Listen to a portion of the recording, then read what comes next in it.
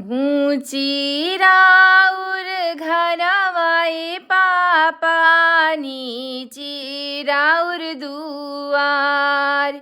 हथिया हे पियासले पापा, पोखरा दिही न खनाय।